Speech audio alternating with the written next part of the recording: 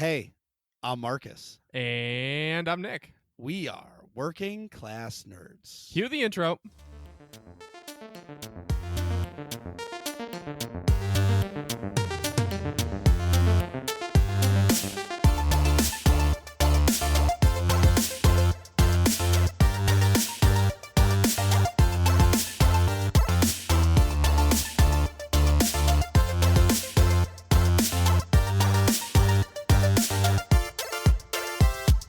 That's right. We are Working Class Nerds, the podcast that gives you no information about your favorite information. Today is February 25th, 2020, and you can find this Nick is a Grown-Up podcast on Apple Podcasts, Buzzsprout, Google Podcasts, and Stitcher. You can find the both of us on Twitter. I am at MarcusB814. And I am at Nick Vern. That's NickVern. In this week's episode, we have returning guest, Intisar. Hello. Intisar is a content creator for Star Wars: The Old Republic. The newest content creator. Wow. Congratulations. He's also the owner and editor and prime writer for This Week in Arabesh. So welcome back to the show. And today we're talking about Project Luminous. It's so shiny. It's super shiny. Super gold. Well, I think it's meant to look like old and like that really rich And like regal. Yes, like really like I expect everybody's going to be super snobby. Yes. You know what I mean? Like 100%. it's going to be, if it's the height of the Republic, you know, if you're on Coruscant, like that was the ultimate in snob of Snobville. Right. Anyways, before we go into that, because we're gonna go down that rabbit hole. Right. Intisar, what have you been up to this week? This week, I've been raiding a fair amount, more than usual. So my guild does a story mode night. So I've been doing that every week for like years now. But we just started up our hard mode team again. And so we're starting to progress on hard mode Duxon. And I'm also running with the Bad Feeling Porgs every week. And we're also running around Duxon. And yeah, it's actually... Can we change the name?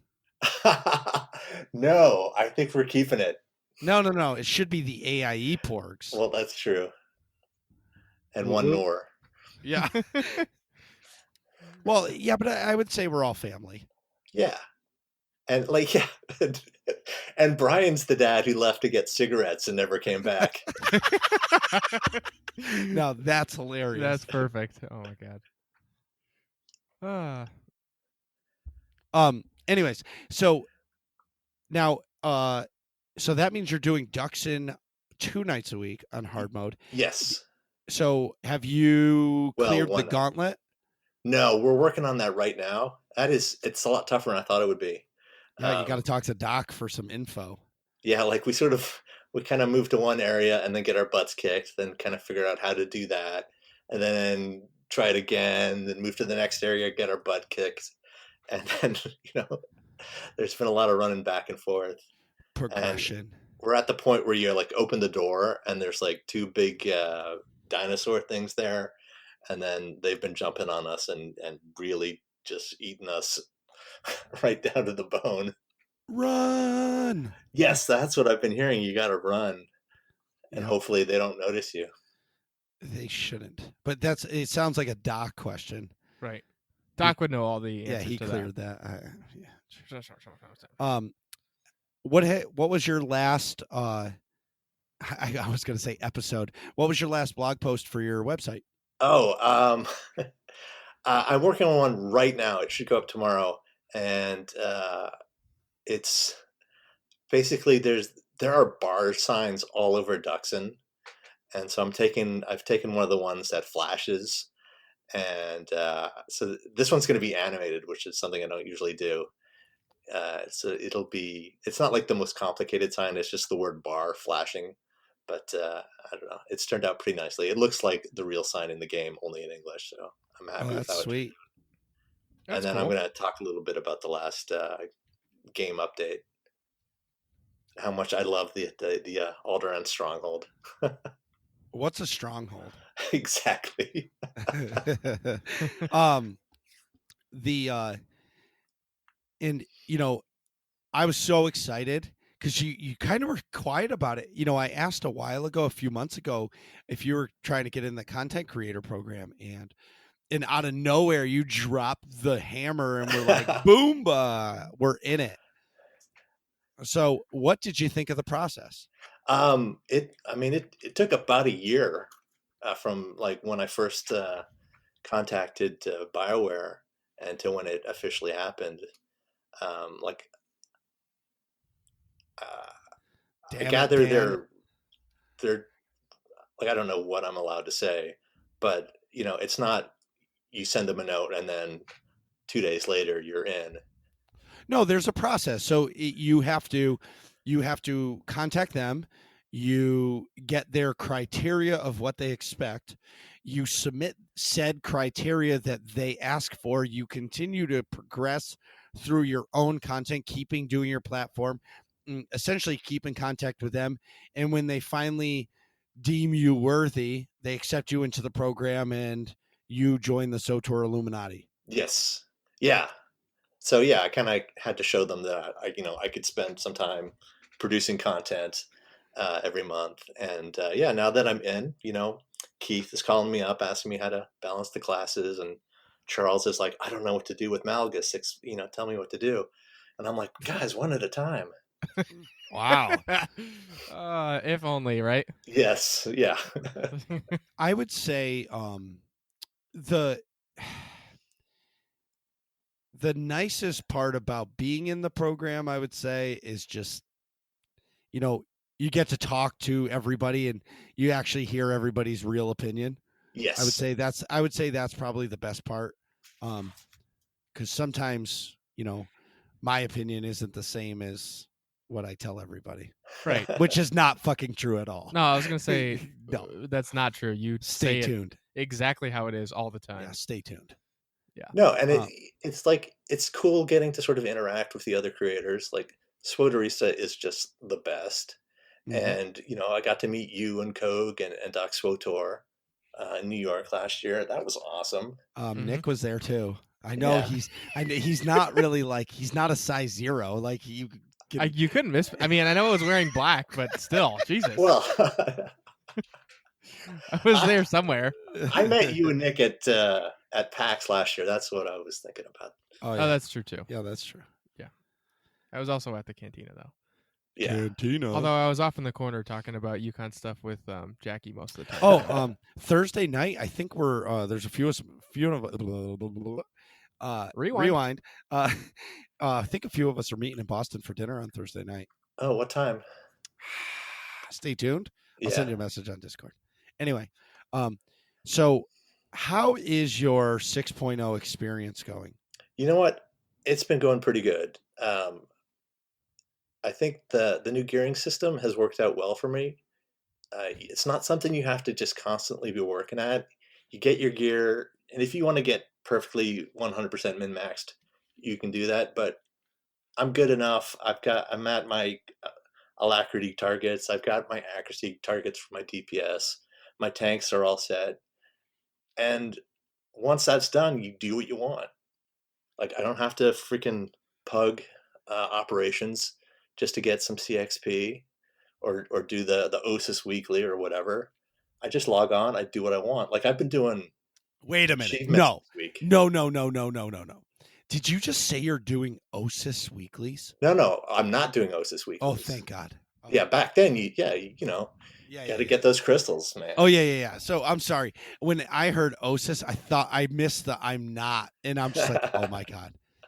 Like I thought OSIS the quests were fine, but you got to do it every character every week if you want that gear, and you don't have to do that anymore. It's like I'm raiding more because I enjoy that.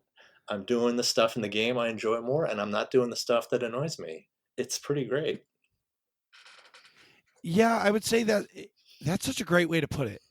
I'm actually in a pretty good place myself in game with it, because it's still, I'm doing the same thing, but I don't feel like I'm obligated to do things I don't want to do. Right. That's a great way to put it. But my last 6.0 is, how do you like the gearing system? I don't think it's perfect, but I think it's working. Like, this is what I was thinking about. Do we need the grind to get to 306? Or what if, you finished the story and you had like a set of best or highest item rating gear? Like, if you want to get the sets and like moddable gear, that stuff you can grind for. But like, why do you need to start with 270s? What is the point of that?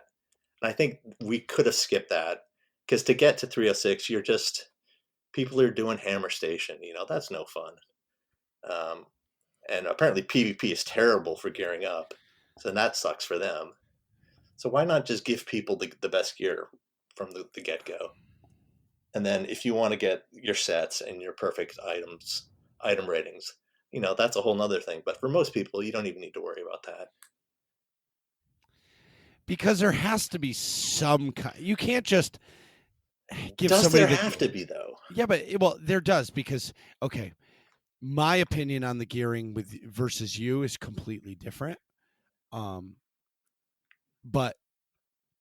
for me, I personally think the gear grind was too easy. And now, because I'm getting to just enjoy the game, I'm actually logging in less, because I don't have, like, if I don't feel like doing a flashpoint or something, I'm just like, meh, I'm going to play. Like, I'm actually getting to play a different game that I don't get to play, because I don't have to do a gear grind. So I guess it's good in that sense. But like before, when you had to kill bosses to get pieces of gear, it incentivized you to do something and you earned something, right? Now you're just getting fragments that are like, you don't get enough of them. And I've or got maybe too you many. do. Yeah. Oh, maybe. Well, maybe this is the difference of me not playing as much as I used to.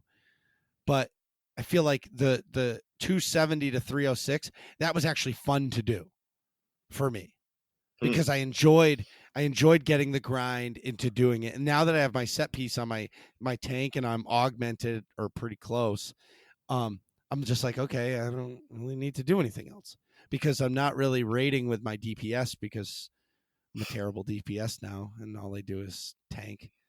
And so I guess for the part of acquiring the gear, and now that I'm set, I feel like I don't have to log in as much, because now all I have to do is log in on the nights I'm raiding. Right. But is You know that what a I mean? bad thing? No. That it's not a bad thing, but I actually missed the gear grind.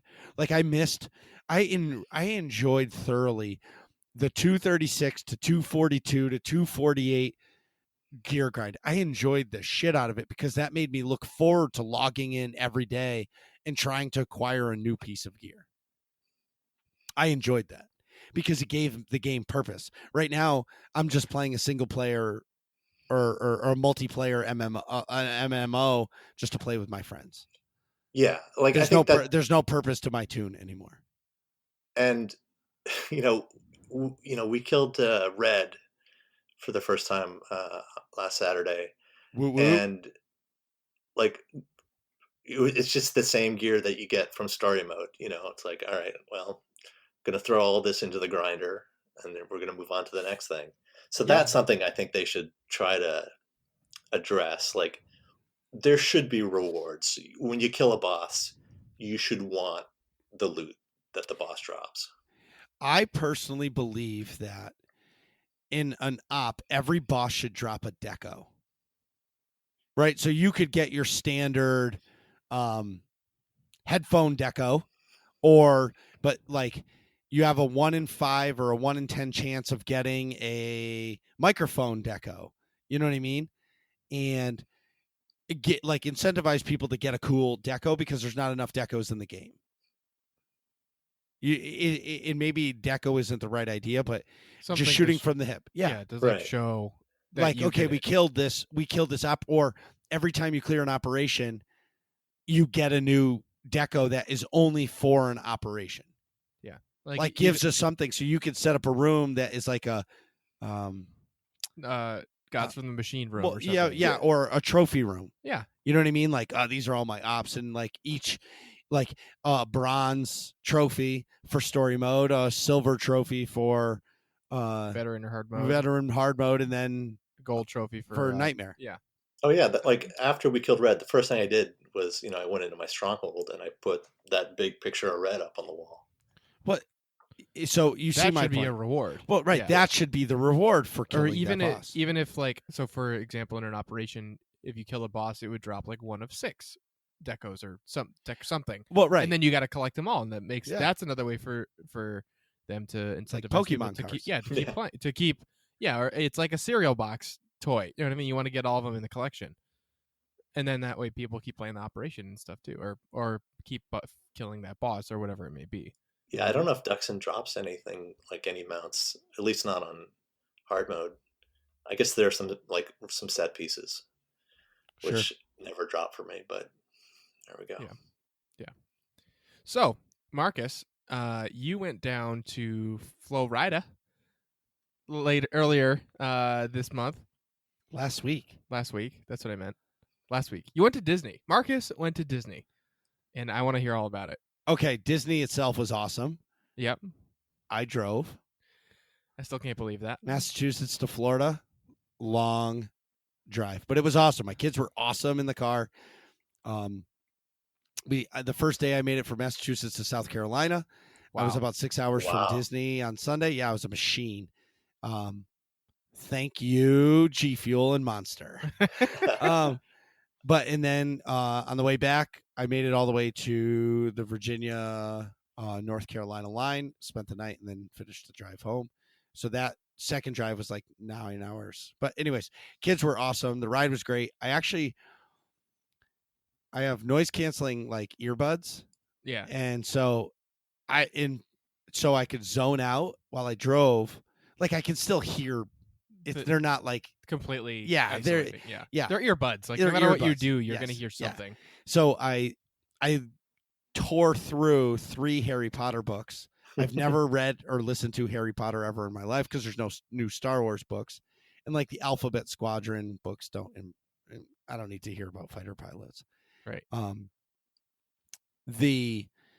So I listened to it.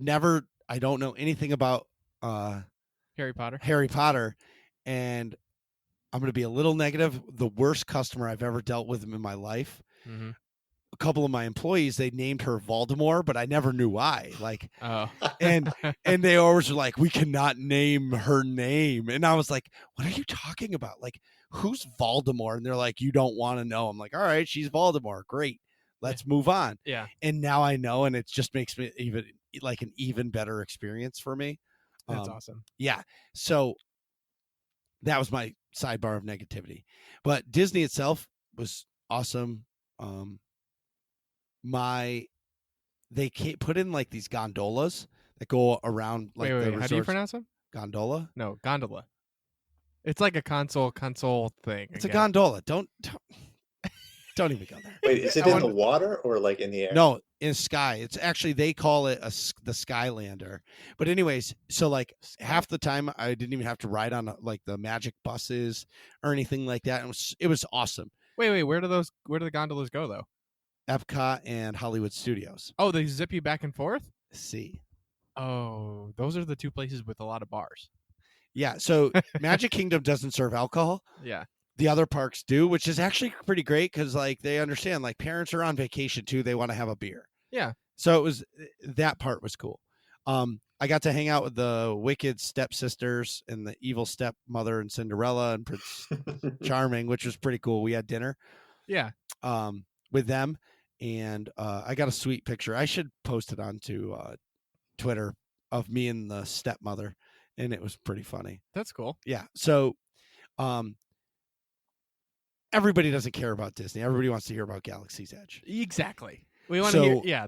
Tell us about the Star Wars part. Okay. Spoilers. If you don't want to know anything about Galaxy's Edge, turn this shit off and wait 5 minutes. So you walk through a tunnel, you come into it, and it's kind of like dull in the beginning, and it almost gets more epic as you go. But the town itself was pretty sweet. it's insanely busy. Mm-hmm. So if you really like, I would tell anybody, like, if you really want to go, like, wait a year, because it's still going to be busy, but it's not going to be like it was. I didn't get to ride the Falcon because it was like 160-minute wait. Yeah. And there's no fucking way in the world I'm waiting 2.5 hours to ride that. It's a ride, or you just walk through it? No, it's a ride. Oh, okay. Like, there's 6 people. Like, there's the pilot, the co-pilot, and then the engineers, and you actually steer it. And somebody that I know wrote it, they said that like a 3-year-old was piloting it. Oh boy. And they got kind of sick because the thing was like, just like all you see the screen is going loop, and he's like, I got wicked motion sickness. Yeah. But anyway, sorry. I'd be pissed if I waited like 3 hours. And Yeah, a 3-year-old but it's about kids, so you can't be mad. All right. Yeah. Of course. You know what I mean? Like, if I was in there and it was all adults and there was a little kid, I'd let the little kid do whatever they wanted. do it. So, I did ride the Rise of the Resistance ride. That was the coolest ride I've ever rode. Not because of Star Wars, just like the innovation. Like, everything was like holograms and like screened. It was unreal. Is that the ride where like you're essentially on like automated cars or something? Yes. And yes. there's no rails or anything? Yes. They're like... Yes. It's powered by droids. That's so cool. It was unreal. Yeah. So my 4-year-old. Yeah. The only ride she asked to ride twice in Yeah. the whole trip at Disney was Star Wars Rise of the Resistance. That's cool. The only place my daughter wanted to be, other than Magic Kingdom, was in Star Wars Land with me. So my wife was like, you want to go to Toy Story Land? She's like, nah, I want to hang out in Galaxy's Edge, Mommy. I'm going to go build a droid with Daddy. So we built droids. She made a BB-8 unit, purple, of course. I made a R2 unit with the worker droid top, the square head. Yeah. They're really cool. Where is that, by the way? Oh, it's upstairs. I should get it. Get it at the break. Yeah. It was really fun. It was actually a cool experience to do with her. I did not build a lightsaber because you have to be 10 years old. No, I don't care about the money. Oh. It was you have to be 10 to build a lightsaber. Yeah, and that's crappy. And I'm not going to do that. Yeah, I'm not doing that by myself. Yeah. But I did get to drink blue milk. Awesome. What did it taste like? Blue Powerade. Wait, it was milk, but it tasted like... No, it's like a frozen drink, but they just call it blue milk. Oh, okay. Because there's some people that can't drink dairy, you know what I mean? Oh, yeah. Was it like cloudy like milk? Yeah. Oh, that's cool. But so it's like Powerade that they made look like milk, basically. Something like that. That's cool. But that's not the win. Okay. You can, for an extra $3, you can have them put a shot of rum in it. Perfect. Delicious. That's perfect. Just remember which cup has rum. Don't let your kids drink the rum. Note to self. Note right. So the atmosphere was really cool. The Rise of the Resistance ride, the coolest thing is, should I spoil the ride? Yeah, dude, who cares? So hold on. Intisar, do you care? No. All right, so the whole premise of the ride is you're trying to get to Princess Leia. Yeah. And you get boarded onto a Star Destroyer. Oh, I think I knew that. Yeah. Dude. It's so epic. like with the ride being so new, all the characters are fucking fierce. Yeah. They're first order troopers and they're fucking brutal. Like, I almost knocked one out because they were so mean to Julia, and Julia just looked at him and was like, "You're mean. I don't like the first order, Daddy." And I said, "Neither do I, honey." And they're like, "Move along." Like, stand on your, like, they're fierce. Yeah. Stormtroopers everywhere. Oh yeah, just like in real life, right? So my daughter's 4. Right. She's 42 inches tall. Minimum size is 42. Yeah. At the end of the ride, you get into an escape pod and you straight up drop. My kid's hand squeezed my hand so hard she didn't cry at all. She was smiling. She's like, "Daddy, we escaped the first order." I'm like, I am such a proud dad right now. My wife is just like, "What did you do to my child?" You know what I mean? But that's awesome. The biggest thing, the best thing that I did was my daughter, she did the bippity boopity boppity boutique where she got to be like a princess. Do her hair, makeup, all that. She was Elsa. And I said, "Julia, what do you want to do the rest of the day?" Now we're at Magic Kingdom. Right. I want to go to Galaxy's Edge. And I was like, "Julia, but we don't have any passes or anything." She goes, "I don't care. I want to go see the Falcon with my daddy." So Wow. I got the picture of us in front of the Falcon, and that was the best part for me. So that's Disney, and I brought home goodies. Intisar, I have a awesome porg for you. But here's the best part about the porg. The porg has a magnet or something. You can wear it on your shirt when you're walking around and it doesn't fall off. Like a parrot? Hold on. That's awesome. I'm going to bring that porg everywhere. Yeah, that's sweet. Wear it to cantinas and packs and whatever. Oh, he's got it right here. So if you see here, Yeah. see like. Oh yeah. So you must put the magnet in your shirt. Yeah. And it everybody was walking around with them like this On their shoulders like a parrot. That's cool. Yeah. That's awesome. And then and then I got a Datacron, a real Datacron, Sweet. which was pretty sweet. No, not a Sith Wayfinder. No. Fucking pissed me off. And that's the only reason why I didn't buy it, because I was like, they're calling it a Datacron here. Yeah. Sith Holocron. No, they call it a Sith Holocron. Sorry. Whatever. Yeah. And I was like, but it's a Wayfinder. You guys failed. Fuck this thing. I'm not buying that. Anyways, I was in line. So if anybody knows, my favorite character in all of the Star Wars universe is Ventress, Asajj Ventress. Yep. Dooku's apprentice. Right. Because she's so evil, but yet she still made some good choices. Yeah. Through her, and she's a marauder, and she can put her two lightsabers together and makes a dual saber. Best thing ever. So I really want her. I've always wanted her lightsaber, and they had it there. Yeah. Is that what you would have made if you had made one? No, you can't make it. Oh, because it's a curved one, right? Correct. You can. I could buy it. So I was in line to buy the lightsaber. Well, it was $139.99. It's actually perfect. Wait, just the hilt, right? I thought it was the whole thing. Oh, okay. No, it's $139.99 plus $50 for the blade, right? Plus $25 if you want a sheath for it, plus another $12 if you want to change the color of the blade. Because they sell the kyber crystals. Yeah, that you can put in to change the. Yeah. But they didn't have it. They're sold out of the yellows. Not getting any more. I checked every day we were there for Scrub because he really wants a yellow one. Yeah. They said that they come in the store. Somebody comes in and buys every single one. Wow. Oh, because that's Rey's color. Well, it's the because new color. It's the new canon. Oh yeah, the new canon color. Yeah. So I did not buy a lightsaber. I regret it, but I was like, I didn't really want it. I'll buy one for you when I go. I almost bought Ahsoka Tano's because you can get both hilts for $200, but then you need two blades. Yeah, because the lightsabers are different. Right, she has two different lightsabers. Yeah, they're like one. It's essentially the same design, but one's longer than the other. Right. I held Kylo Ren's real hilt because these are like basically props, movie props. Well, no, but they're like to scale. Right. Kylo Ren's, dude. 3 blades for that one. Well, the hilt comes with the side blades. Okay. You have to buy the center blade. Yeah.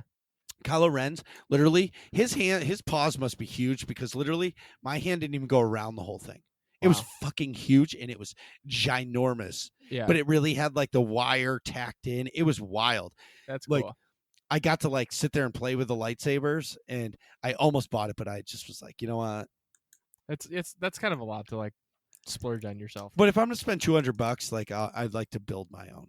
Yeah, and like do it with like your kid to make like a memory. Exactly. Yeah. It'll be the next time. Anyways, so since I've been back, I've actually been gaming a lot. I didn't game at all. I brought my Switch, didn't even turn it on. I just was in Disney. Yeah. So for Death Star Troopers, my first night back, one of our teammates didn't have the achievement for Gods from the Machine story mode, so we did it. We beat Isaacs with 6 people. I'm so disappointed. What? And here comes the elitist. Ready for this? Oh boy. Why did they nerf it? Like I remember when it first came out, it was hard for story mode. Yeah. But I enjoyed a challenge. Like literally I solo tanked the entire Gods from the Machine op in story mode, except the Avele and Esne fight.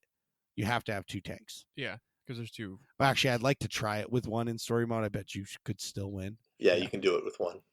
Right, exactly. And I was disappointed because I feel like the jump from story mode to hard mode is so big that like it's really hard for a team to clear all the story modes and say, hey, let's progress.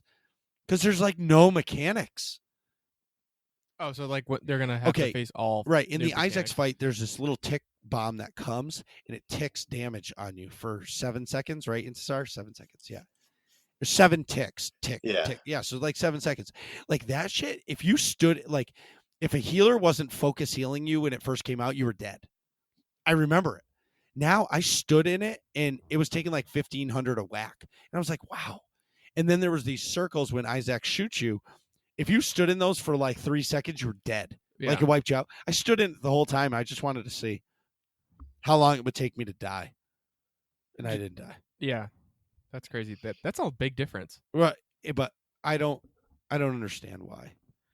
Well, I think you're thinking about it the wrong way, because the jump from story mode gods to hard mode is like huge, but I don't think they want you to go that way. They want you to go from like story mode gods to hard mode Eternity Vault, which is, it's a little tougher.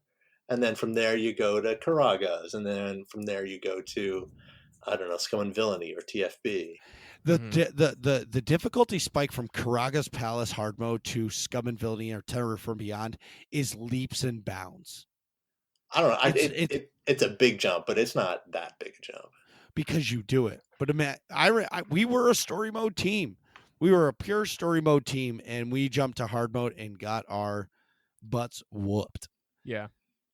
But anyway, I then I did some flashpoints with Bo, Balto, and Kogus, which was really fun. Mm-hmm.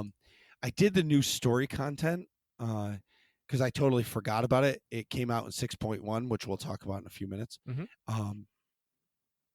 Meh. Not super pumped.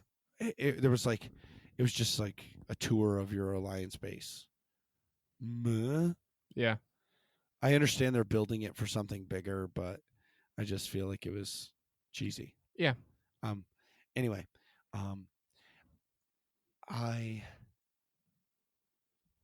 so Death Star Troopers moving forward, our 2 healers are doing new classes because Sork healing supposedly isn't great because of whatever they did with 6.0, and they kind of ruined the Sork. Supposedly they're going to fix it courtesy of UtiniCast today. They had Musco and Charles on. Sorry, I'm still a little sick. Marcus has coronavirus. Anyway. No, he doesn't. CDC. I'm just kidding. Yeah, next thing you know, they're banging down the door. Like Monster saying 2319, 2319. Yeah. With the sock. Yeah. You know what I'm saying? Yes. Yes. I got crickets here. Yeah. See, I totally forgot what I was going to say. So I don't They're remember. changing this. You're 2 people on. Oh, yeah. So Death they Star changed Troopers. classes. Thank you so much. Yeah. So they changed classes. And now with me being a tank of 12 weeks or something like that, we're actually going to cycle back through all of the hard modes, like the earlier hard modes. And our reward for clearing them as fast as we can is we'll go back to Temple of Sacrifice and continue prog on that. But I feel like our healers need a little more time to figure out their class before you go into Temple of Sacrifice, because that op is no joke. Oh, yeah. And so we'll do that and kind of just, so it's going to be balanced, but like our goal is to not talk about the op, just keep running and jumping and starting fights. And if like there's a mechanic issue that somebody needs, we'll talk about it during the fight. Like no explanations, just go head in. Mm-hmm. And the goal is to be able to just one-shot them like their story mode op. I just want to congratulate Doc and Chill for a great UtiniCast today. Mm-hmm. As I said, they had Musco and Charles in. Mm-hmm. And Doc asked a question about where class changes come from and what their target DPS number is for the content. And we got the biggest bullshit response ever from the devs. They were like, oh, well, it comes from a lot of different places. There's no like specific number we go off of. We just base it off of, like PvP, like and it's just like, wow, you guys don't have a fucking answer for that? Like, you're changing the way the game is played for players but you don't have a real fucking answer. Yeah.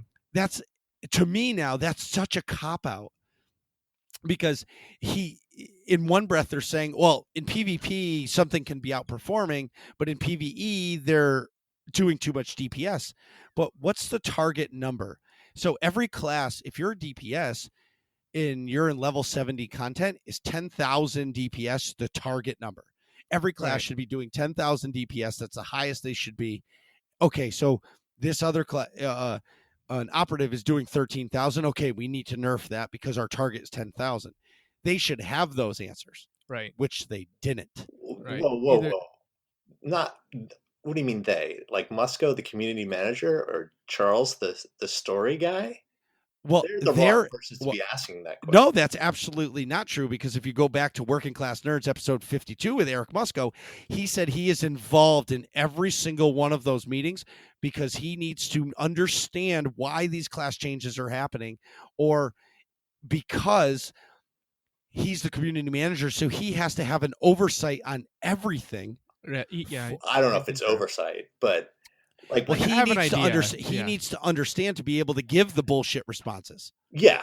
And Musco did say he was going to go to the team and get those numbers. And so we need to keep like on his back, or whoever is Well, taking over for him, to get those numbers. I hope so. Like I'm just I wouldn't necessarily expect him to know off the top of his head what the ideal DPS numbers are. well, but a target where I was wishy-washy on it, and I agree with you. I have his back. I'm just saying it was a community manager answer. Oh yeah, It was a complete cop-out answer. And but what I don't understand about his answer is, when you're doing ranked PvP, you're hitting somebody, you're parsing on that person for what, 12 seconds, right? So that's a complete different DPS parse than somebody killing a boss for 5 minutes. So Yes. I guess that's what he was saying, though, wasn't it? That he was saying that there's different factors for everything, but how can you justify nerfing a class because in PvP they're doing too much damage, but then you're ruining them on the PvE side? Well, but that's the eternal question. Well, yes, I agree, and I guess that's the frustrating part for me. And what I don't understand is, why not just, like Call of Duty, you go in there and everybody's the same. Yeah. You know what I mean? Right. Like, okay, if you have a sniper rifle, that one shot is going to do better than a submachine gun. Well, I think the difference there is there's no gear ratings. Like, you can get you can get more attachments, but you're not going to make that sniper rifle But gear do rating more doesn't damage. matter in PvP anymore, because everybody is the same. You're max level when you go in there. Right. Yeah. So I guess I just don't. I guess the question, and maybe a better response for me, is, are they catering the game to PvP players because they're the loudest speakers and they're crying that, oh, Sork bubble, oh, operative knife, or oh, whatever? Whereas I guess I'm really frustrated on the class changes, and I'm eager to see what their targets are for these numbers. Mm-hmm. Like, and why.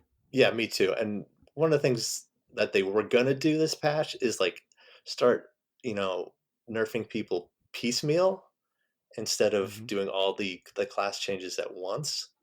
And that would have, like, I'm glad they didn't go through with the Sork changes, because they were just stupid. Like, You're I don't know welcome. why you need to nerf Sork healers, but like, yeah, I forget when they did it, but they had the class guy go through last time they did major class changes and, like, point by point explain why they were doing it. And that's something they should do every time they change a class. They should explain in detail why this is happening. Like, I agree. Lightning Sorks shouldn't have to figure out that they wanted to nerf the Gathering Storm set because healers were using it. That's something we should all be on the same page about. And Right. that's if your healers want to use the DPS set, that's a problem not with the DPS set. it's the problem with the healing set. Right. Sorry, I play a stage healer, so this is something that's on my mind. But Well, we have a Sork healer on Death Star Troopers, and she switched to Merc, and she's learning Merc because Sork healing is so bad. I don't know if it's bad, but it's not as interesting. Like our main She- set has a really boring 6-piece bonus, and we don't have a good tactical. So it's just kind of the same as it's been for the last few years. See, And the other classes got fun stuff and you safe. should. I'd really like you to talk to Kat because she has a complete different opinion than you. She's just saying the heals aren't there. It's not enough. She's doing everything she possibly can, and the effective heals are not enough coming out for her to keep doing that class. She's been forced to switch to Merc healing mainly because our other healer is a operative already. So she's forced to do Merc healing because the Sork can't do it. So I would love you. I'm going to connect you two because I would love Right. you guys to have that conversation because that's really intriguing for me to hear that it's not bad. It's just not exciting. Like I haven't done too much hard mode healing in Onslaught, so I don't know for sure. Like I'm Okay. tanking for Nor's progression group. Well, what? We should have a conversation. Ah. Are you a jug tank? No, Trooper, Vanguard. Just That's kidding. awesome. It's all good. So Nick, I'm going to ask you what you've been doing, but Nick grew up. He's a big boy. He has a laptop that the top closes. Go. Yeah, so my other laptop. He's blushing right now, everybody. He's I blushing. can confirm. So I don't know if I talked about this on the show before, but my other laptop, at some point when I was taking classes in the fall semester, basically like finals week, I must have like clunked my backpack down too hard or something, but the hinge on it broke, so I couldn't close it without like spewing all the insides out everywhere. It was like stuck open. And so I had to carry my laptop around open like a pizza box, for the time in between. And coming over here for the podcast, it was just ridiculous to like walk in with my laptop up like pizza, My wife, the first time he came in, she's like, "You brought pizza?" And he's like, "No, it's my laptop." It's not funny. So from that point, I busted his butt. It was It was ruthless. I was ruthless. I was like, dude, you work full time. You have a job. Like, it's time for you to grow up and get a new laptop. Oh, I'll get one soon. And I was like, and then it was dude, like 2 episodes later, he's like, dude, are you kidding me? Like, why do you still have this thing? And he's like, I don't really want to spend a lot of money. I don't want to spend $2,000. I was like, dude, you don't need to spend 2 G's. Yeah. So anyway, what I ended up doing was Marcus showed me how to be an adult, and you're welcome. I looked on Newegg, and they have this sweet offer where, because I'm not made of money, but I do work full time now. They have an offer where you can get a credit card through them that's 0% interest for 12 months, so as long as you pay off the balance. So yeah. So I got approved for like $1,300 or something, and bought my laptop, which was like $1,168 or something like that after tax. Perfect. Yeah. So long story short, what I ended up getting was an Asus tough gaming laptop with like a 512 gigabyte solid state Ryzen 7 processor, 16 gigabytes of RAM, and drumroll please, a 2060 video card. So I got and 144 hertz screen. And 144 hertz screen at 1080. I did not want 4K because I didn't want to like. My other laptop was 4K unless you have like a really really good graphics card. I don't think that was appropriate. Or rather the 1080 with a higher refresh rate. So I agree. So I have 2 4K monitors. Yeah, and but that's with your desktop. Correct. Yep. Yeah. And I regret buying the 4K monitors when I could have 3 1080p 144 hertz monitors, and it would be so much better because then I could play a game on all 3 screens. Yeah. Like my desktop is super such a bougie problem to have. Well, but I don't spend my money on anything else. Yeah, just your computer. Droids and Disney and computer. Yeah. But I would in podcast stuff. I would love, but for like I think maybe like the new Titan RTX could handle three Yeah, 4Ks at EXP or whatever Ultra, it's called. but you can't play 4K on medium. That's just you're robbing what it is. Right. Like Um, if you buy a 4K screen, you need to have something that can run the game Right. at ultra on it. Like that's the whole point. Yes. You know? So I regret it, but like I'm invested in the 4K, so I'm sticking there. Yeah. But I do regret it because my laptop is a 120 hertz screen. It's basically the same exact computer as Nick's. Just I have a 1660 Ti, and I have a terabyte hard drive in my computer with the solid state where he has the 144 hertz and the 2060. But mine's 120 hertz, and when I play SOTOR on it, it runs so smooth. Oh, yeah. It's like butter. That's the first game I downloaded. Oh, Kogus is going to be really happy to hear about that. Yeah, and so also at the same time, I got this new laptop, and Marcus gave me his extra non 4K monitor that's 1080. I think that's 60 hertz, but still, way nicer than my other one. And it's 27 inches. And my other one was like 21 or 24, something like that. So I got a new to me monitor, brand new laptop, and Marcus is giving me his hand-me-down keyboard, which is an awesome keyboard. It's a Logitech 901 or something like that. 910 Spectrum. 910 Spectrum. It's a dope ass keyboard. I love that. I just can't believe you're not using it. Does it light up and glow? Yeah, Of course. It's RGB. It's got the mega magical high maintenance. Yeah. So Marcus has the Razer keyboard. Yeah, one of them. I don't know which one. Yeah, that he prefers. And so I love it. Anybody who talks shit about Razer, I don't know. I love that keyboard. Yeah, it's the most unbelievable keyboard I've ever used. So, anyways, yeah, I'm enjoying the heck out of this. Have you been playing any games on it? I played Star Wars for like an hour, and then I played. I didn't actually play, but I played like Sniper Elite 3 that I had on my Steam library. That was probably like the newest game. I had Fallout and stuff too, but I knew that would be Ultra, so yeah, I didn't bother like looking at those. Yeah, it's too old. But so I looked at Sniper Elite and ran like the performance test, and I think it said the lowest frame rate it got in like the benchmark test was like 110 frames or something like that. Perfect. So I was like, oh my god, this thing is murdering. But granted, that game's fairly old. It's at least 5 or 6 years old, but still. I think when I put in SOTOR, I was on Rishi, just walking around, and it stayed above 60 frames on Ultra. So you should be able to get more. And SOTOR, you have to uncap the frames, so your frames might be locked at 70. Oh, okay. You may have to change that in the settings. Okay. I mean 60. I'll look at that. Yeah, it's like but yeah, I'm super pumped about it, and so I've got a whole new gaming setup. In other game stuff, I got Dragon Ball Z Kakarot for Valentine's Day. Which is it's the fighting I actually really like. It's like it's third person over the shoulder instead of like a it's instead of like I don't know what's the word I'm looking for. It's like Battlefront. Yeah, no, I mean what other fighting games are more side scrolling, like that side view, like a Mortal Kombat or a other Dragon Ball Z games have been like that style of fighting. I think I like the over the shoulder because it adds that third dimension of you going up and down and stuff, which is pretty cool. And there's a lot of there's a ton of RPG between the fights too, which is like it's kind of good and bad.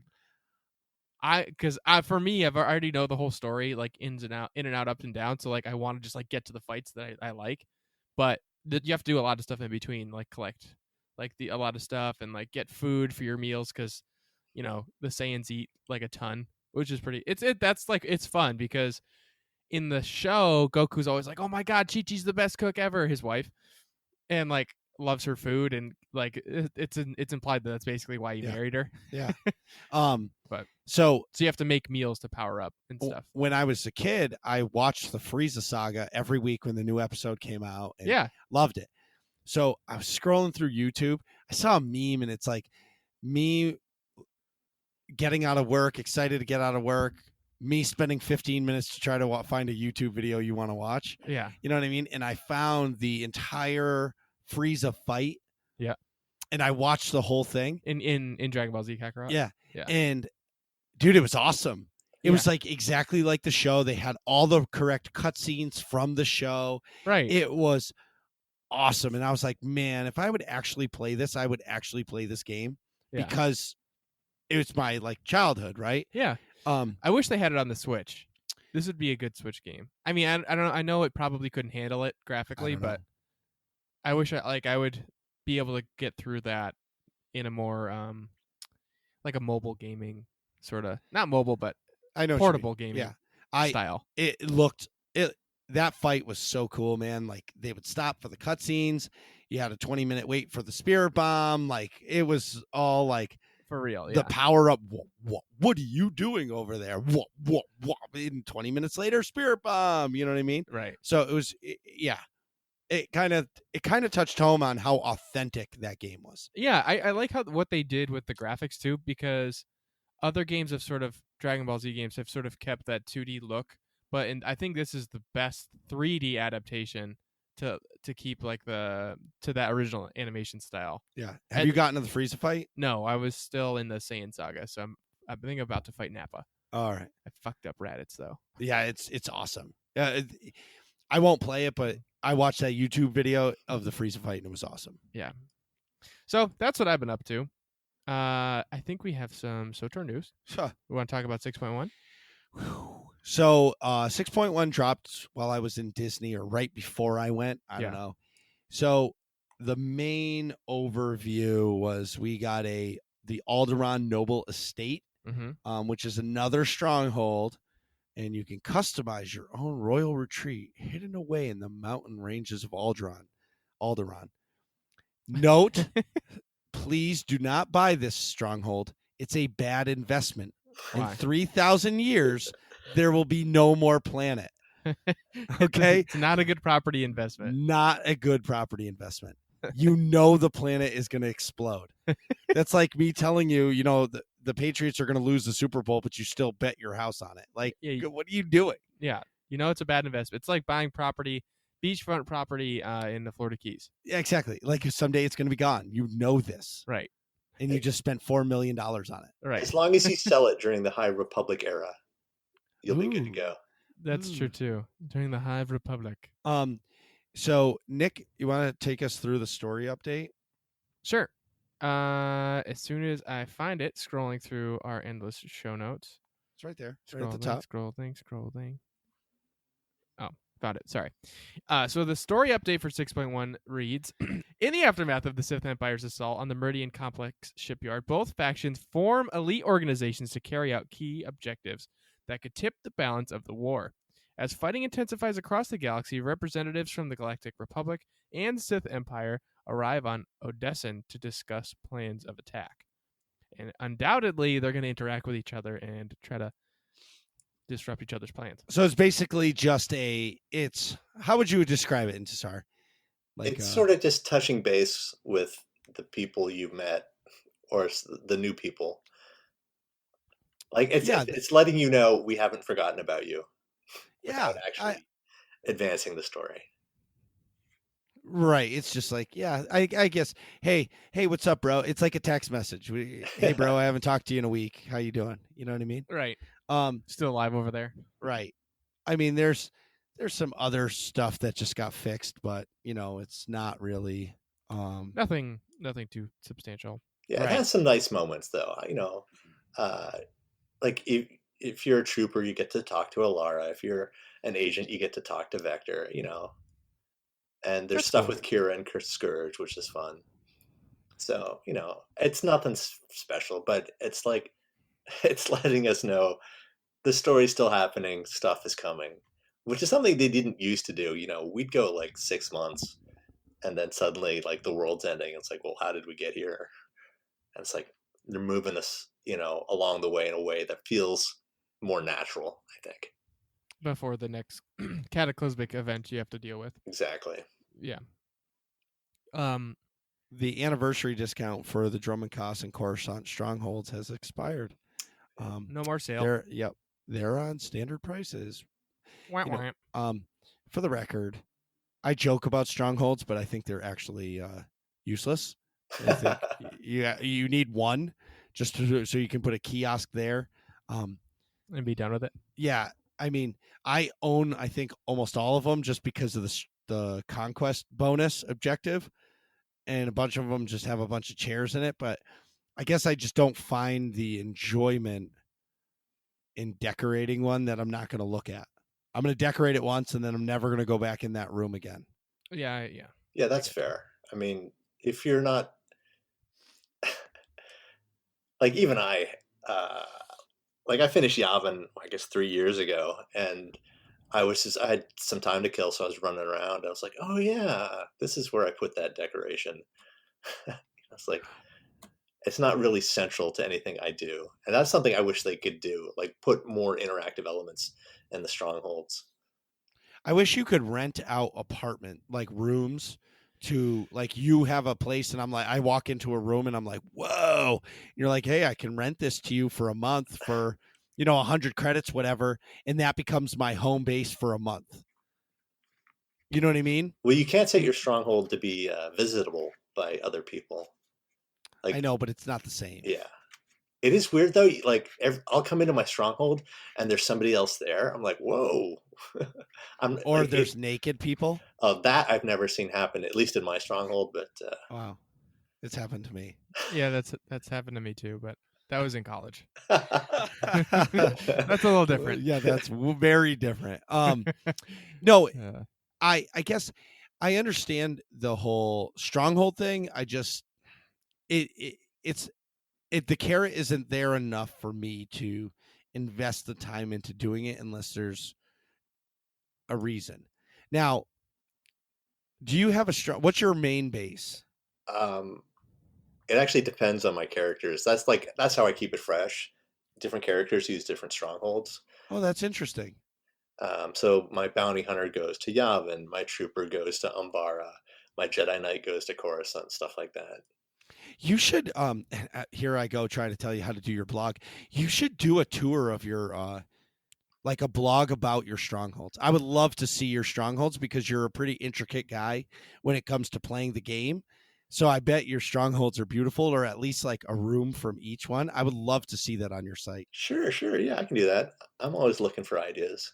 That would be sweet because that'd be cool content. yeah, because you think about like everybody has a stronghold, but like how many people just have one stronghold that they use? They have them all, but it's full of chairs. But how many people have every stronghold decorated fully like that they use? I've never heard of somebody using a stronghold for each different tune. Mm-hmm. Like I use Nar Shaddaa only. That's where all of my tunes live. They're all roomies. They're family. They're a legacy, if you will. Yeah. Ooh, nice. So yeah, I would love to see that. Would you like to take a look at anything else from 6.1? There's a bunch of class changes coming, blah, blah, blah. We know that. Sorks aren't being touched, which they shouldn't have. I say buff the Sork. Give them more DPS. Make Sorks great again. Yeah. Do Sorry. we want A little Doc too on the Sotor to nose. be even more powerful now? Yes. Yes. I do. Unlimited power. Hey, you want to know what was awesome? Is we beat Tithe on story mode in 2.5 minutes. Oh yeah, that fight is just crazy. If you just ignore the ads, just burn them all down. Well, but the game is so different. That fight is so different without inversion. It's not even the same fight. Yeah. Anyways, in AIE news, March 13th is Mega. The monthly Epic Guild activity that Marcus runs. So usually last month, we had Lucy helped me with Where in the Galaxy. Where in the galaxy is SEMA San Diego? Yeah. And I think that's how it goes. We were on Balmora. I know I've talked about this, right? Yeah. Since then? Yes. Yeah. You talked about it last episode. Are you sure? I'm pretty sure you revealed where she was. All right. So anyways, it was an awesome time. This month, I'm pretty sure Corley is taking the helm. Okay. And he's going to be doing an amazing race. Oh, cool. So it's open to everybody on the Starforge because that's the best server. What? Yeah. And if you're on the Starforge, anybody can come. We usually get a bunch of new Outriders and the Bad Feeling guys and a bunch of other guilds. Something Dark Side could come. So anybody is welcome to come. And the amazing race, which is awesome, is anybody can do it. We're going to, if we have to have multiple ops groups to do it, then we do. And it's going to be based off just like the show. You're going to get a clue and you're going to have to find out where that clue is and you're going to go to it. That's cool. And I don't know yet the details. We'll have to get Corley to talk about it and reveal it, but it may span over 2 events. Okay. I'm not really sure. Like I don't know, but I know that some of the prizes are going to be pretty sweet. I know the SEMA San Diego, the winner got a black die set. Ooh. That's sweet. Yeah, because if you sell it, how much do those things sell for? 40 million? 50 million? Yeah. Yeah, probably maybe even 100 million. I don't know how much the blacks do. The market is so crazy right now. Like one day I'll check something and everything's 100 million. The next day, the same thing is 30 million. I don't get it. Yeah. I wonder if the credit sinks are working. Like I'm losing money this expansion, but I don't know if that's true of everyone.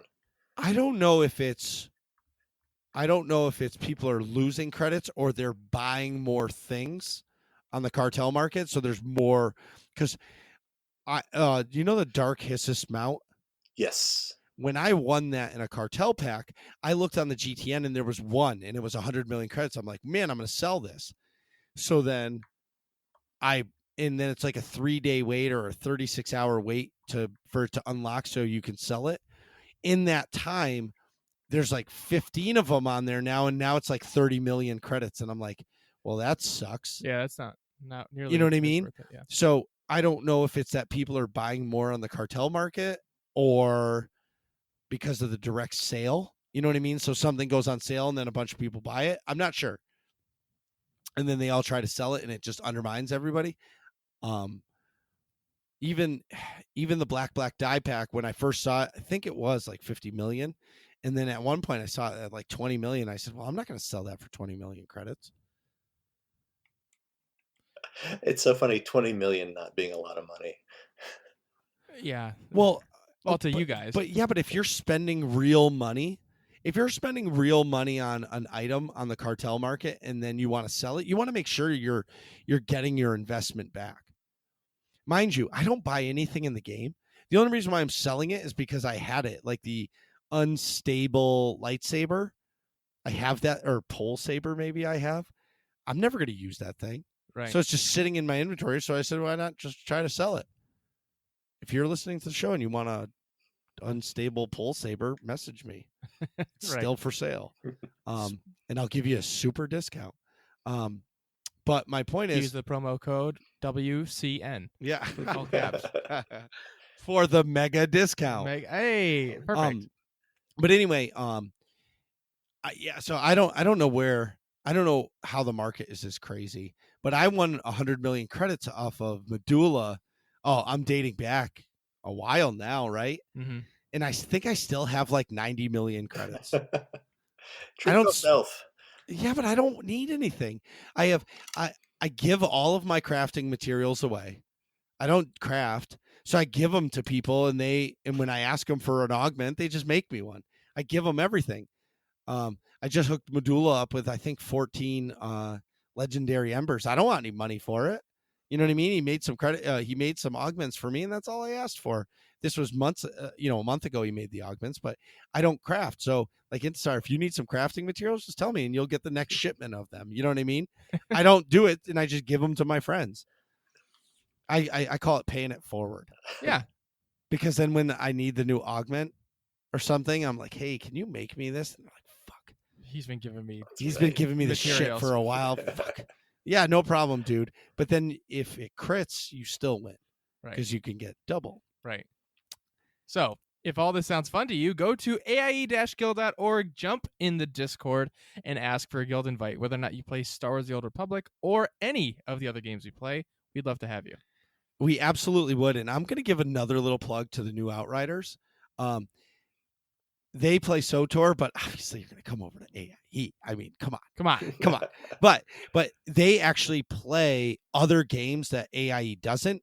So I think there's Neverwinter. Guild Wars. Well, we play Guild Wars, but what other games do you guys play? There's a WoW Classic branch going on right now. I don't know off the top of my head, but yeah. Sure. Yeah, they play a lot of good games too, so check out the new Outriders as well. Nick, I know you have to pee. Oh, absolutely. I've been doing the dance for like 20 minutes. We'll be right back. Geez, Nick, hurry up. We're trying to finish this podcast. And we're back. So today we're discussing the announcement of what Project Luminous actually is. Star Wars: The High Republic. I know I'm pretty excited about it, and I know the both of you are too. Where do you want to start? Let's just go with it. I'm excited because it's new, and finally the Skywalker saga is over. And I'm happy and sad. And I'm happy that Disney is, and Lucasfilm is doing something that nobody knows about. Because I was afraid they were going to do the Old Republic. And the Old Republic has been around since, 2001, when KOTOR came out? Yeah. So we all have our mindset on what the Old Republic is. Yep. Okay? So when they come out with their story version and you don't have an opinion, you have your opinion that you've believed in your head that Revan, under his mask, he always had a booger in his left nostril. Always. Yeah. And then when Revan comes onto the screen, you're like, Where the fuck's the where's booger? the booger? Like, this movie's junk. Right? And I'm being funny about it, but it's the truth. Yeah, that concept definitely holds true. And that's why everybody hated the new saga. I believe that Disney rushed through the Skywalker saga because they just needed it over. Right. I think no matter what they did, nobody would be happy because it's not their Star Wars. No matter what. They announced the High Republic, and we're going to talk about it. Okay, I'm just going to go right in. Yeah. Intisar, what do you think the High Republic is? Well, I mean, I saw the video and I read the thing. So what do you mean by the question? No, but when you close your eyes and you dream of the High Republic, what do you think of? I would think like this is when the Jedi Knights are the most Jedi Knights. Like they really are defending, the galaxy from, the forces of evil. They're most powerful, the most trusted, the most reliable. Like these are the most badass Jedi Knights. This is like, like they said, the Knights of the Round Table of the Jedi. So it's like before things go wrong, these are the Jedi. This is like the Lancelot and the Gawain of Jedi Knights. Yeah, I'm. So, for me, originally, I was like, oh, it's not Old Republic. And then I was like, well, what did I want from the Old Republic? Familiar things. I'm like, okay, I understand they don't want to do that for the reasons you were talking about, Marcus. But we wanted more lightsabers, and we're getting way more lightsabers, so I really can't complain. I think this will be really cool to see some really, like you were saying, Intisar, some really powerful Jedi and a whole bunch of them, and them being like Knights of the Round Table, going and protecting and conquering places and just being badass Jedi. Yeah, I look at it as a very bougie time. It's going to be a lot of the snobby, like almost like that imperial snobbiness. Yeah.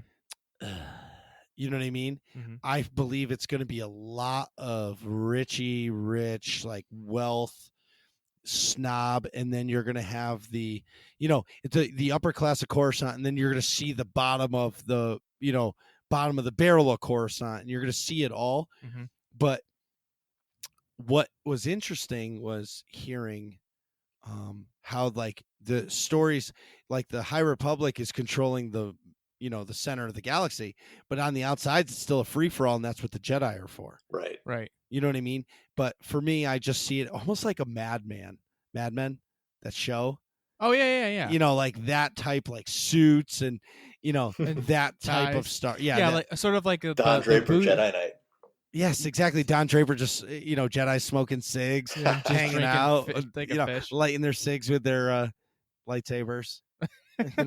Yeah, I know. No, I know exactly what you mean. Like the bougie sort of facade to mask what, like the ridiculous debauchery that they're actually doing on the adventures. Does that make sense? Yeah. Like you're having this like all of the art has these golden sort of tan colored colors involved in their outfits and stuff, so it gives that like very bougie appearance to it. Everything's shiny, it's called the High Republic. It's supposed to be, Yes. eloquent. And then, but at the core of it, they're warriors still. So you're going to get all these down and dirty missions that they're on and stories and fighting things, which I think that's kind of a cool sort of, I think Mad Men's a good comparison. Yeah, I think Yeah. it's interesting, like how like insufferable and annoying are the Jedi going to be without the Sith there to keep them in line? That's true with how righteously good they are all the Yeah. time. But what if there is, there's gonna be a Sith. Right, Somewhere. you figure Yeah. there has to be. There's gonna be a Thanos somewhere. Right. It won't be revealed in the beginning, but he will be there. You know what I Right. mean? Maybe it'll be Darth Nihilus.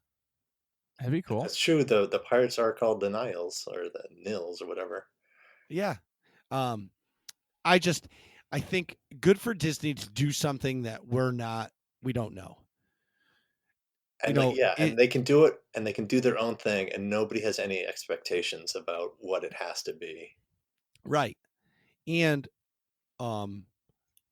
who's the guy for the MCU? Kevin Feige. Okay, so Kevin Feige a few months ago went to Lucasfilm or whatever, met with Kathleen Kennedy. Everybody, people were like, Kathleen Kennedy's finally getting fired.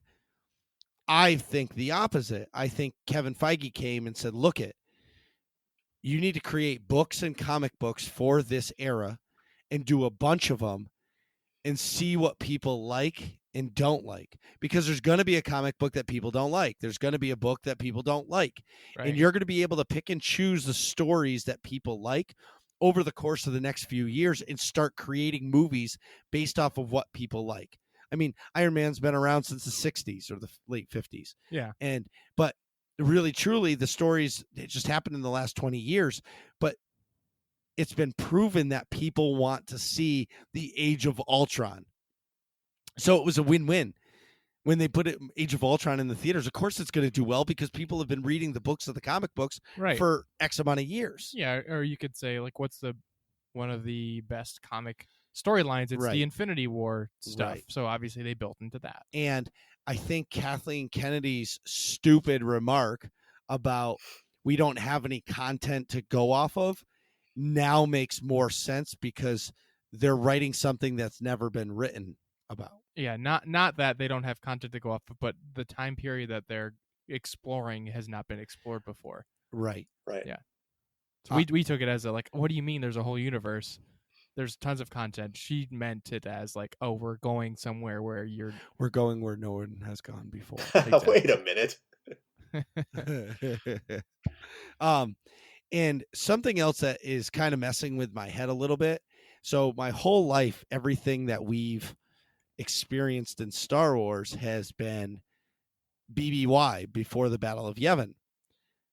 Disney's changing that because now it's 200 years before the events of the Phantom Menace. So is it going to be BTPM? I think you can probably still figure that into a BBY. No. I think they'll probably set a year zero rather than have it be, year minus 197, because that doesn't make any sense. So they'll have some event at the start of this High Republic era that they establish as year zero. And then they'll say, maybe, that would be interesting. Like in a movie to be some big tragedy or something. It'll be that's year zero. And then you flash forward. Okay, now 30 years later or whatever. But for the books, I'm sure, I don't know what they're going to work off of. Maybe they just don't say a year in the books, these books that are in comics. And they just say, somebody will start. There are people who love doing timelines for Star Wars. So. Right. Well, I'm sure. But if it's all roughly 200 years and then you sort of figure out, okay, this happened, this comic happens before that book, but that book happens after this comic or whatever. Oh, people will absolutely do that, whether they make it official or not. Right. They just might not have a firm year as to when precisely each one happens. But See, that will drive people crazy, though. They will 100%. want affirming. I do too. I like knowing exactly when things happen. But I kind of got excited when they they said, or when I read the article, this little snippet kind of made me excited because they're connecting everybody. mm-hmm. In a little snippet of the article. Yeah.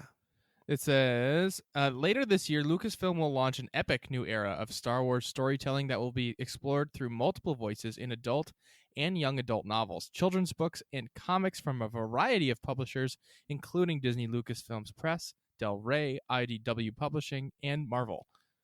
That's actually the point I was just about to make, was that it's really cool that they're making content for a bunch of different age levels.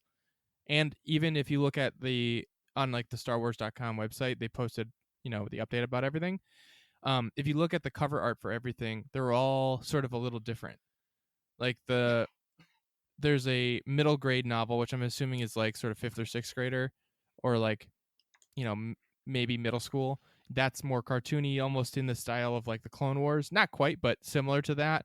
And then there's the High Republic Adventures, which is a IDW publishing comic book. That looks more gritty, like it's for slightly older kids or something. Yeah, that cover is really nice.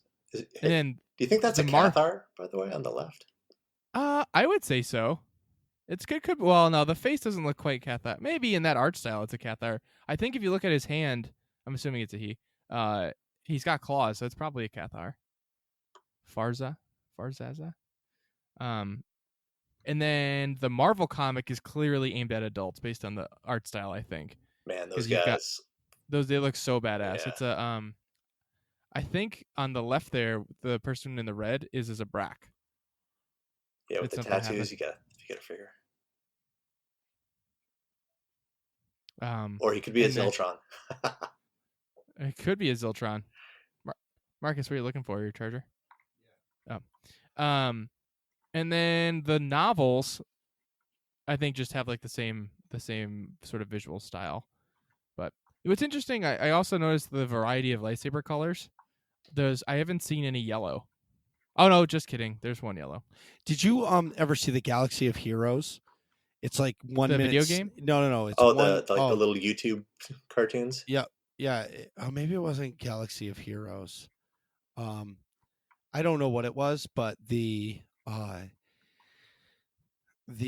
my point is, the children's like novel or like teenager, what's it called? A Test of Courage. Mm-hmm. That looks a lot like that art style, the cover.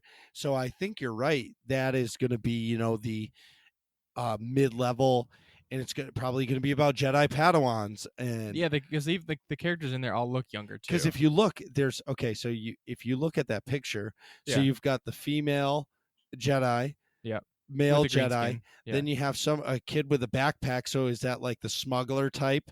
Yeah. And then the guy in the back is who knows, and then you got your C-3PO style droid. Right. So it's almost like a 5-man Flashpoint group. Right. Scorpio man. Yeah, Scorpio. Yeah, that's true. Yes. Wow. And then in one of the pictures, they showed like a space station. It looks just like the Star Fortress from SOTOR. Mm-hmm. Which picture? I don't. It came from. It's the last one, Light of the Jedi. Yeah, in the background. Yeah. Oh, that's cool. Oh, yeah, up in the sky. Yeah, Charles Boyd pointed out that there's like the Jedi Temple spire on top of it. Oh, interesting. I wonder if that's the original, or same architecture. Yeah. Anyway. So I think what they're going to do is I think they're going to pull from all of the assets and make this happen. Now, full disclosure, when I saw the original, so the first post was the High Republic Light of the Jedi cover art. Yeah. Cover art. I was a little disappointed. I was just like, oh, come on. How much bullshit can you throw into a cover? Because we thought, Marcus and I, when we first saw that, we thought there was just that one book and that was it. Right. I thought, and that's really what I thought. And I was completely wrong. And my whole mindset has changed, but I'm going to kill myself right now because when I see this cover art, I'm like, okay, female lead. Here we go, Disney. which is fine. It's just, pushing that diversity button and all that stuff. And then, okay, now we got a Wookiee Jedi. Now we got a cross lightsaber, and we got a Star Fortress in the back and the yellow kyber crystal in the back. Like, they're throwing everything into that one cover. All the diverse And I was just like, things into one. yeah. And I was just like, oh my God. Like, you don't have to throw it into all that. But then my whole mindset changed, because then I saw the whole slew of everything. And I was like, okay, so now it all makes sense. That's cool. The cross lightsabers I don't really care too much about, but I do think the Wookiee with clothes on and being a Jedi is a little weird. Well, I agree, but there was a Wookiee Jedi in the Clone Wars. All right, yeah. It's still a little strange. So I'm gonna talk to my local comic book store, because I'll have to get on the poll for the new Star Wars comics, because if there's something new for Star Wars in their comics, they're gonna fly off the shelf. You won't even be able to get it unless you get a pull where they just order you a copy and you put it in a sleeve for you. Oh, okay. I'll get some too. Yeah, well, you're gonna have to, and that's the thing is, if it's good or bad, I'm gonna read every one of them, because I'm gonna want to consume all the lore. Yeah, because they're gonna make a movie, or probably a set of movies in this time frame at some point. So you're gonna want to know all the backstory you can possibly get. So do you think that's when the next movies are going to be set in Sarah? Yeah. It depends. If like ones that are currently in development, maybe not, because I think Marcus's theory about them wanting to sort of feel out what people like and don't like, I think that's pretty true. What Kevin Feige was telling him that, but because if they're already in development, they're not going to know what people like from this or not. So if they're currently in development, maybe not, but things that will be developed, I think yes. If that makes sense. When is the next Star Wars movie slated to come out? I thought it was 2022. I think it's next year, yeah. No, it's 2 years. Oh yeah, it's 2020. So 2 years, yeah. Here's the tinfoil hat. What if they delay it a year, and the next set of movies is the High Republic, and they just focus on Disney Plus and give us more Star Wars shows that they, Kenobi you really can't lose with a show. Yeah. Because if you have one bad episode, well, we'll make it up in the next one. Right. People are still going to watch it. I don't know, everybody, I don't know if they can afford to fuck up another Star Wars movie. Yeah, I know what you mean. And they need to get it right. They can't do another movie based off of something that is canon, or that has been done before. You know what? I want to change my answer to your question, Intisar, because I think if they do, things that we super duper liked, Jedi Fallen Order, we like that story because we've never seen things in that realm before. Mandalorian, same thing. I wonder, they could probably make these movies in the High Republic because we have no expectations of it. So if whatever they do, we're gonna like, essentially, as long as it's not completely ridiculous. It's a low hanging fruit for them to do. So those movies could very easily be in the High Republic. And honestly, timeline wise, if people really like these books and stuff, they could feed off of the hype of these comics and books and go right into those movies, and it would work pretty well. Yeah. And then they can put Easter eggs like, oh, look at that Wookiee with a lightsaber. That's that guy from the book. Right. Or he trains the, main character or something for like a lesson. They're like, oh my God, that's whatever his name is. Yeah. And don't forget, they were looking for a game producer to help build the next Star Wars online game. Oh, that's interesting. So is that in the High Republic as well? Probably. I'd imagine they're just so, right? Yeah. Right. So, I mean, I think all in all, I think doing this at the time is great because we don't know anything about it, and they're going to be able to just create content, and the stuff that's great will be great, and the stuff that's bad, they'll be like, okay, we won't do that again. So the thing that this reminds me of and makes me a little bit worried is that it reminds me of Shadows of the Empire. And I kind of hated Shadows of the Empire. It was like all the crap that comes with a movie, except there's no movie. And so I don't think it really held together. And I thought a lot of it was stupid. Like, I think Dash Rendar is dumb. and I will complain about Dash Rendar for the rest of my life. But I know people like them and like the video game and stuff. But Mm-hmm. I I want the movie at some point, right? Well, there's no question we're going to be getting movies. I just think we're not going to be getting movies that's based off of something that already exists. Yes. Like, I think it's going to be Because all new characters. all new characters, all new timeline. Mm-hmm. They're not going to redo. As much as I would love to see the Revan story on the screen, I don't think it happens. I think we're getting a new KOTOR reboot. Like, it's like you said, And- you know, if they don't put the booger in his nose in the right spot, someone's going to be mad. So there's no Right, way but you can win with Revan. but that female Jedi lead in the original art cover, if her name is Jasmine, nobody's going to be upset because that's all we're going to know. Right. But if this was the Old Republic and they rebooted Revan as her, people would be pissed. Yes. Oh, right. yeah. You know what I mean? So Like, there are people who are pissed about the Revan we have in SWOTOR. They're like, that's not my Revan. Right, exactly. And that's why, I believe that they're rebooting the KOTOR game. It's going to be a reboot. And I have a really weird feeling. I thought it was a remaster. That's what I heard. Well, it is, a remaster. Same thing. Reboot is a Reboot, is not the remaster. remaster is different. Oh. Well, it's going to be new and improved. I think they hired the guy who was remaking the game, and they're like, here, you're doing awesome. Here's some money. Make the game. Now you're under NDA. You can't make it anymore. Yeah. So with that, I think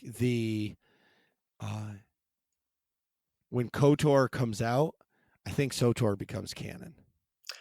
I was just talking about that with the Guildie today, that I think, yeah, SWTOR, like, maybe not, the branching stories could never be canon, is who's the Outlander? Is it my Sage or is it your Marauder? Like stuff like that, they'll never resolve. But I think the general story and the main NPCs will become canon again. Like Satil Shan and Malgus and Vishit, all that stuff is going to be canon. Yeah, I agree. I think it's all. I think SWTOR is becoming canon. I think they're gonna when KOTOR comes out. I can't imagine it's not. I mean, it's pretty low risk for them because especially if they're staying in the High Republic for this next area, it's not like they're going to go back and make movies in the Old Republic. So like having SWTOR be canon is fine. Yeah, that's not gonna thousands affect of years away from their stories. The Marvel Cinematic was a 10-year window. Right. It was a 10-year series. They're going to do 10 years of the High Republic. Right. 10 years. Yes, I think they're starting from scratch with this as to sort of the base of whatever's to come. Right. And what was interesting about their interview or their trailer was like, we're not focusing on one person. It's going to be multiple stories, multiple leads. So it's basically going to be your Iron Man, your Captain America, your Hulk, your Black Widow, your Black Panther, Spider-Man, whatever. And then at certain points they're going to connect. And then they're going to be off doing their own thing. And that opens up so many stories. That would be cool. Like you have a smuggler movie, a smuggler Star Wars movie, and you don't have to worry about the Jedi Knights at all. And then have like your Jedi Knight movie, and then like have another movie where they team up with the Wookiee Jedi Knight, yes. like the Avengers, that sort of thing. Yes. Right. I think well, it's been proven that it works. I mean, the Marvel Cinematic Universe shit's money. Literally. Yeah. Literally. I mean, it's the Endgame is the highest grossing movie of all time. I think it's of all time, yeah. Has there been a pop culture event like those two Avenger movies? I can't really think so. Think of anything. No. Probably not since the original Star Wars movie. How about this? People went back to the theater to see the end credit once they re-released it. Just in Disney only did it, or Marvel did it just so they could beat Avatar. Right. Yeah. That's it. They got an extra 2 million sales and they won. You, James Cameron. Exactly. You know what I mean? But I really like that because, okay, Nick and I've talked about this many times on the podcast. I get to go to the movies once a year, right? Right.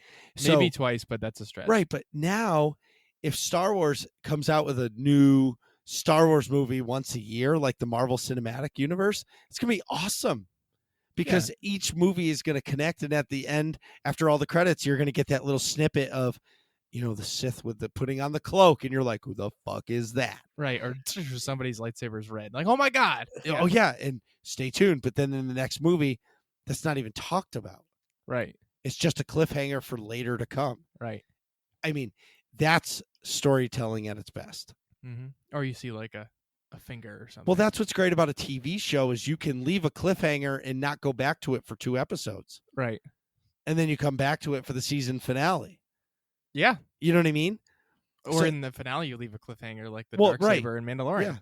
Yeah, exactly. Or like, I think who was that person in the Tatooine episode who goes up to the bounty hunter?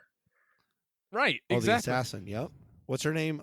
Ming Na. I don't know. I don't remember her character, but no. Yeah. But those are the little things. Like, we may not find out who that character was for half the season in season 2. Yeah. In season 2, and I'm okay with that because they're building on something bigger.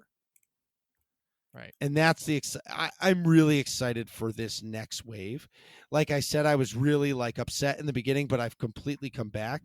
Not that I don't want any of the diversity or anything like that. I just saw that one cover and I was just like, how many things can you put on one cover? Right. And then I saw everything else this morning after I was texting Nick at 11:30 last night. I was like, I am a complete idiot. Yeah, there's 6 covers, not just the one. Yeah.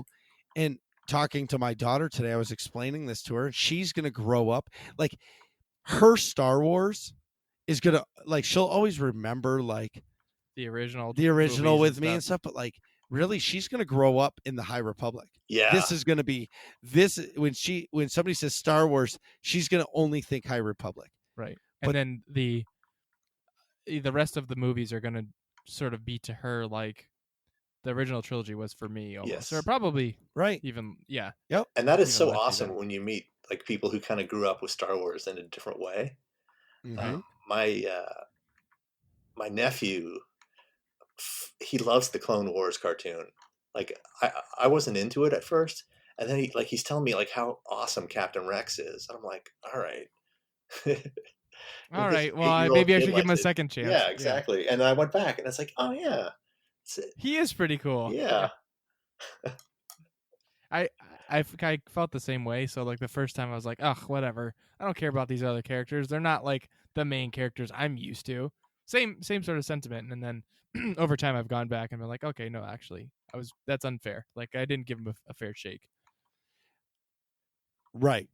But that first cover you saw is not good, Marcus. I agree.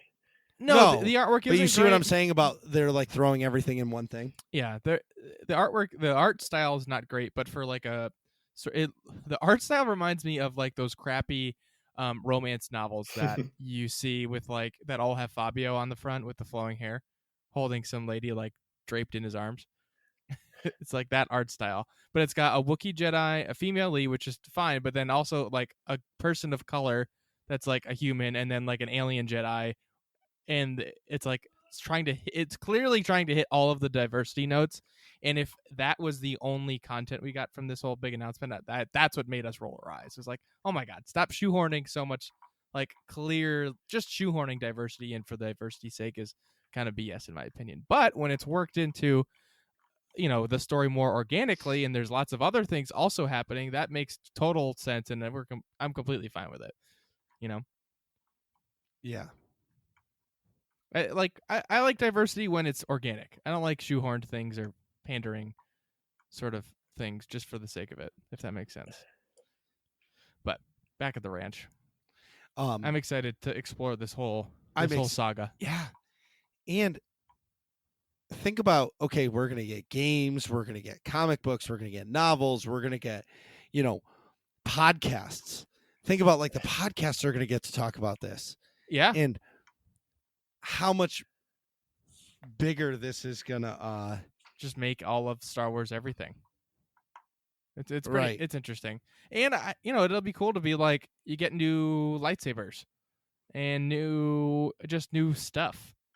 I didn't even now I'm going back and looking at that High Republic Adventures comic cover art, and it's cool that you can see a character that's a Cathar. I don't know if off the top of my head any other like main characters that would be like that, Right.